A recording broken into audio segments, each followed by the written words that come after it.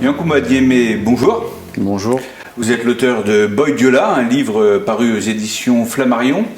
Alors, quelle est l'histoire de ce livre et quel est son rapport avec Aulnay-sous-Bois ? En fait, dans ce livre, je raconte l'histoire de mon père qui est, comme le livre l'indique, c'est un Diola de Casamance qui vient d'une région du sud du Sénégal. Et il est né dans un village qui s'appelle Kanyarou, en Basse-Casamance, pas loin de la ville de Bignona. Il a été d'abord agriculteur, riziculteur, ensuite il a quitté son village dans les années 50 pour aller en ville chercher un travail avant d'arriver en France, d'abord à Pigalle et ensuite à Aulnay-sous-Bois où il a travaillé pendant 14 ans à Citroën. Donc le rapport à Aulnay, c'est ça, c'est que mon père a travaillé 14 ans à Citroën. Dans le livre, j'en parle. Et moi-même, je suis né à Villepinte, à Robert Ballanger. Mais comme j'ai grandi entre le Gros Saule et les 3000, c'est comme si j'étais né à Aulnay-sous-Bois. Donc vous avez grandi à Aulnay-sous-Bois.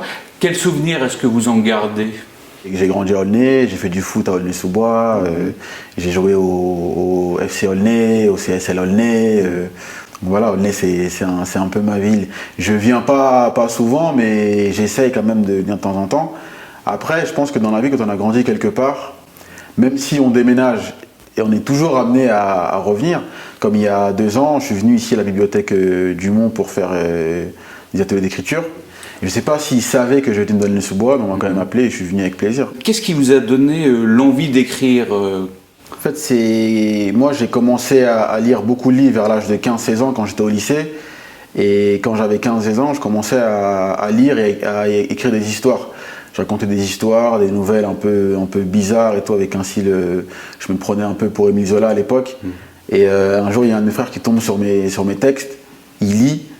Et un peu moqueur, il me dit « Ouais, mais t'écris des histoires un peu bizarres, et comme t'aimes bien lire et que t'aimes bien écrire, plutôt que d'écrire tes histoires bizarres, écris l'histoire du daron. » Et moi, ça m'est resté en tête depuis l'âge de 15 ans. Le daron, c'est votre père. Voilà, donc ça m'est resté en tête. Et j'ai grandi après en me disant un jour, j'allais écrire l'histoire de notre père. Et une fois, un jour, j'avais près 20 ans, j'ai appris par hasard que mon père il était arrivé en France par bateau.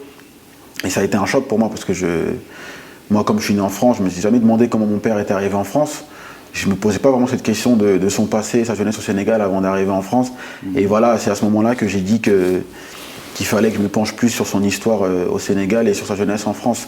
Parce que mon père, il commence à se faire vieux aujourd'hui. Moi, je prends de l'âge.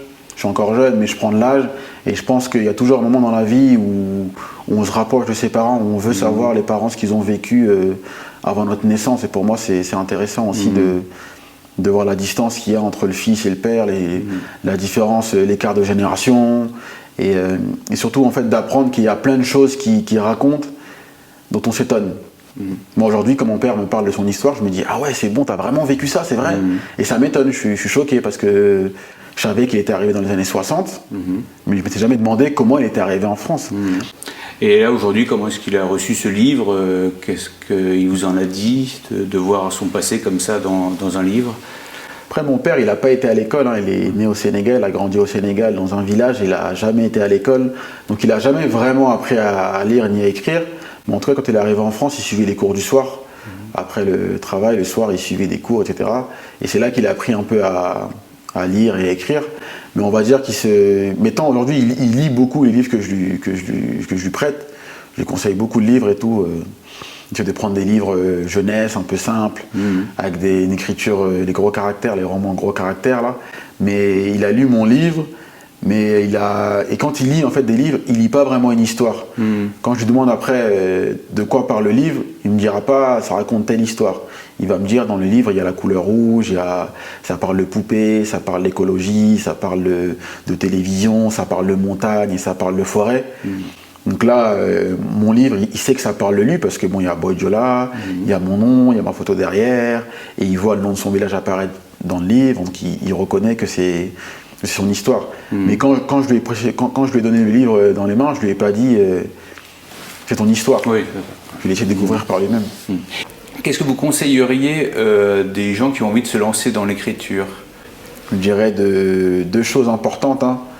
D'abord, un truc que moi-même je fais pas, mais je devrais le faire, c'est écrire tous les jours.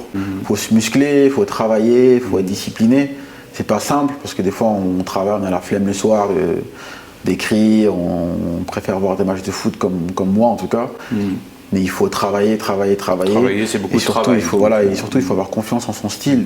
Parce que quand on commence à écrire, au début, on veut toujours écrire comme le voisin, comme ce qu'on lit d'habitude. Les romans qu'on lit, on doit se dire, ah oui, il faut écrire avec tel style, avec un style particulier, il faut écrire avec un bon français.